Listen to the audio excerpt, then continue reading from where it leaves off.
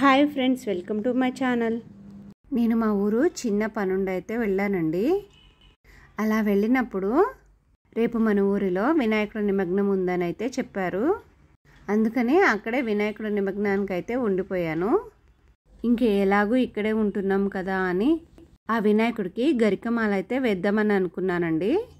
అందుకనే నేనే ఇక్కడ స్వయంగా గరికను అనేది కోసుకొచ్చాను. ఆ గరికని ఇక్కడ చిన్న చిన్న కట్టలుగా అయితే కడుతున్నామండి. కానీ నేను గరికమాల వెయ్యాలి అని చెప్పగానే ఇక్కడ అందరూ కూడా నాకు హెల్ప్ చేశారండి. అందరూ కూడా ఇలా చిన్న చిన్న కట్టలుగా అయితే ఈ గరికను అయితే కట్టారు. ఆ స్వామివారికి ఈ గరిక అంటే చాలా ఇష్టం అండి. ఆ విఘ్నేశ్వరుడికి ఈ గరికను అనేది సమర్పిస్తే మనకు ఉన్న విఘ్నాలు కూడా తొలగిపోతాయని నమ్ముతారు.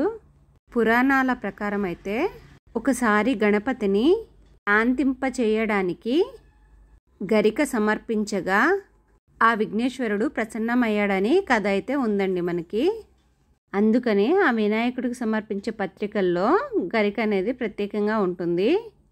ఇక్కడ గరిక మొత్తం కట్టలైతే కట్టేసుకున్నామండి.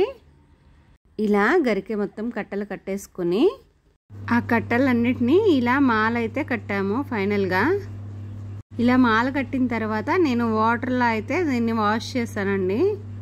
అంటే మనకు కాళ్ళు తగులుతాయి కదండి, అందుకనే నేను వాటర్లో అయితే ఒకసారి వాష్ చేసుకున్నాను.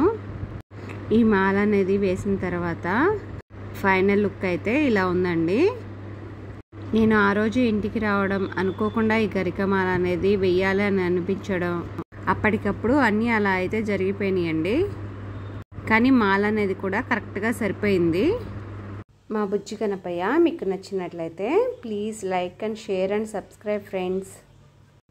Thank you for watching.